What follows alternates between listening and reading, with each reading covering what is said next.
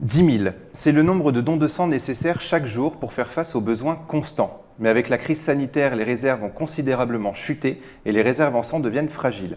Pour en parler avec nous aujourd'hui, je reçois le docteur Christine Griot, responsable d'activité prélèvement et responsable du site d'Evry. Bonjour et bienvenue sur Sensation. Merci de me recevoir. Alors on va tout de suite entrer dans le vif du sujet. La crise sanitaire a fragilisé les réserves de sang. Quel bilan faites-vous après 2 mois de confinement ?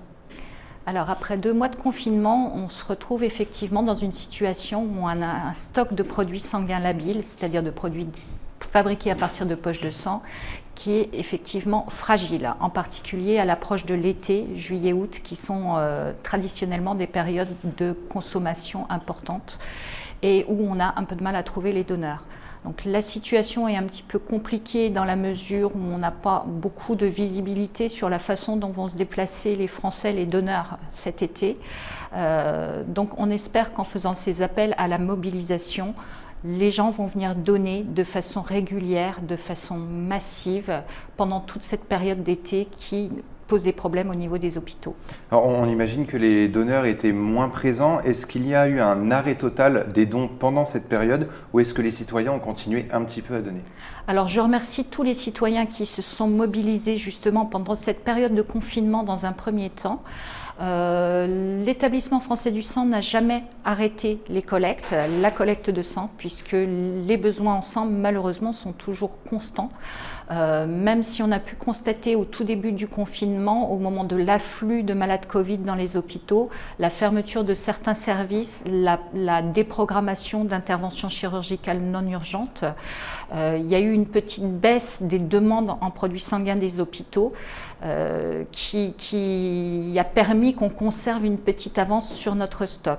Parallèlement, étonnamment, et c'est une très bonne chose, les donneurs se sont mobilisés pendant le confinement puisqu'on avait l'autorisation de sortir pendant le confinement pour venir donner son sang. Ça rentrait dans la rubrique aide aux personnes en difficulté. Et du coup, les gens qui ne pouvaient pas aller travailler, paradoxalement, avaient un peu plus de temps pour venir donner leur sang. Parallèlement à ça, l'Établissement français du sang a mis en place des mesures pour permettre d'assurer la collecte de sang dans les plus grandes conditions d'hygiène et de respect des injonctions gouvernementales et médicales. Et en particulier avec la mise en place d'un système de rendez-vous sur les collectes mobiles et sur les collectes en site fixe qui a été mis en place à partir du lundi 30 mars et qui permet aux donneurs potentiels de s'inscrire en ligne en allant sur le site de l'EFS, je vais y arriver, mon don de sang rendez-vous efs.santé.fr et en s'inscrivant sur les rendez-vous en ligne.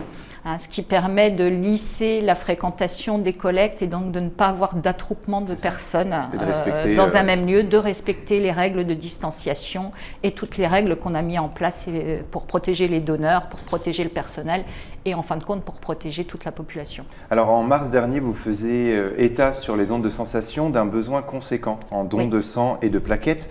Le confinement n'a pas du tout aidé. Pour tenter de remonter la pente, vous avez lancé une nouvelle campagne. Expliquez-nous un peu les objectifs de cette campagne. Alors les objectifs de cette campagne sont de sensibiliser les potentiels donneurs, ceux qui n'ont pas encore osé franchir le pas du don du sang, à l'importance des besoins qu'on peut avoir tous les jours en France. Donc notre campagne, c'est passer le relais, c'est-à-dire que tout donneur est censé répandre la bonne parole en fait. On peut donner son sang en toute sécurité, toutes les mesures sont prises pour pouvoir protéger les donneurs. On les accueille bien, on les accueille avec toutes les normes en vigueur actuellement et on va continuer à le faire. On essaye de faire en sorte que l'attente soit la moins grande possible pour les donneurs, d'où l'intérêt de la prise de rendez-vous en ligne, puisqu'on s'engage à prendre les donneurs et à leur faire parcourir tout le parcours du don qui va de l'inscription au secrétariat à l'entretien avec le médecin, au prélèvement en lui-même et à la collation, puisqu'on ne laisse pas repartir les donneurs sans avoir bu un petit coup. Voilà, pour les accueillir dans les meilleures conditions et dans le moins de temps possible. Et ça se passe du 8 juin au 11 juillet. Voilà, alors du 8 juin au 11 juillet, c'est le mois du don du sang, puisque ça comprend la journée du 14 juin, qui est la journée mondiale des donneurs de sang et qui a été qui a été fixée au 14 juin puisque c'était la date d'anniversaire du docteur Landsteiner qui a découvert les groupes sanguins. Et on parlait de 10 000 dons de sang par jour nécessaires, 500 dons de plaquettes par jour sont nécessaires également.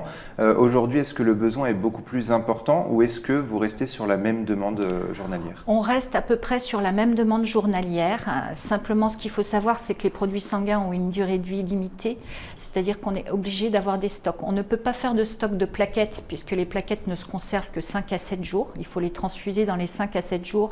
Donc, on a vraiment une régulation du prélèvement de plaquettes qui est quotidienne, au jour le jour, en fonction des besoins, en fonction des demandes des hôpitaux. Il faut savoir que les plaquettes servent essentiellement au traitement des cancers ou des leucémies. Les globules rouges se conservent 42 jours. Donc 42 jours, ça fait 6 semaines. Chaque donneur ne pouvant donner que toutes les 8 semaines. Oui. Du coup, on a toujours ce petit delta de 15 jours qui fait qu'il faut qu'on ait un afflux régulier de donneurs. Ça, c'est extrêmement important. Il y a eu pas mal de petites choses, de petites angoisses aussi des potentiels donneurs de sang. Il y a eu une nouvelle excuse, entre guillemets, pour ne pas donner son sang, c'est la peur de contracter le Covid à cause justement d'un don de sang. Quel est le délai pour donner son sang après avoir été guéri du Covid-19? Alors après avoir été guéri du Covid-19, il faut patienter 28 jours avant de venir donner. Il est important de préciser qu'on ne fait pas de sérologie de Covid au niveau de la qualification biologique de nos dons.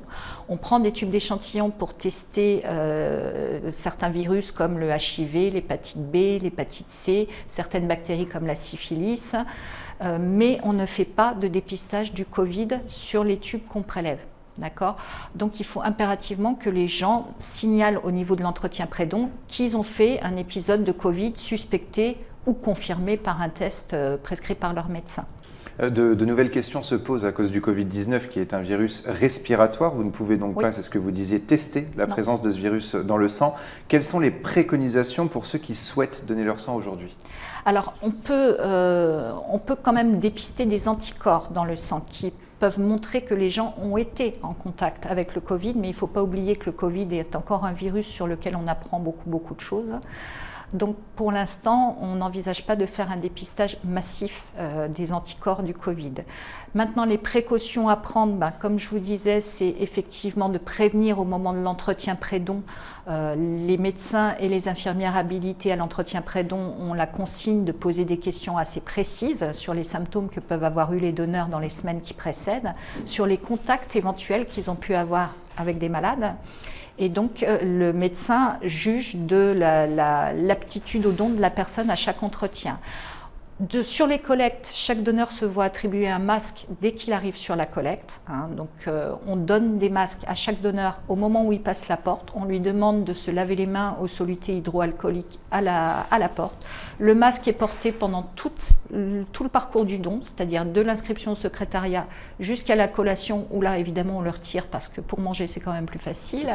On le retire et on jette son masque dans un container dédié à cet effet qui est détruit, un container qui est réservé aux déchets biologiques, qui est rembarqué par les équipes et qui est traité de façon à ne contaminer personne. Et les gens sont invités à se relaver les mains avant de sortir de la salle où a eu lieu le prélèvement. Notre personnel porte également des masques pendant toute la durée de la collecte. Chaque lit de collecte est désinfecté de façon très régulière. Chaque endroit qui peut avoir été touché par un donneur est désinfecté de manière très régulière, que ce soit au secrétariat, à l'entretien pré-don ou à la collation. Il y a toujours pour la sécurité de tous. Oui. En quelques mots, 8 semaines, vous le disiez, entre 2 dons de sang est nécessaire. Même en période de crise, il est important d'assurer la sécurité des donneurs.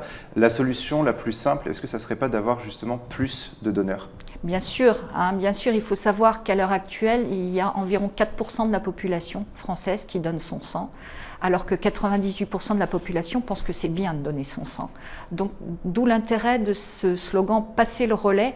Si vous donnez, faites-nous de la pub.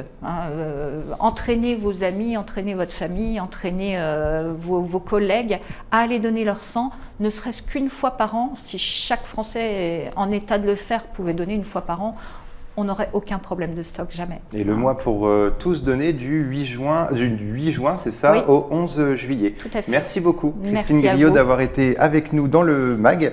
Et pour revoir ou réécouter cette émission, rendez-vous sur notre site et application Radio Sensation.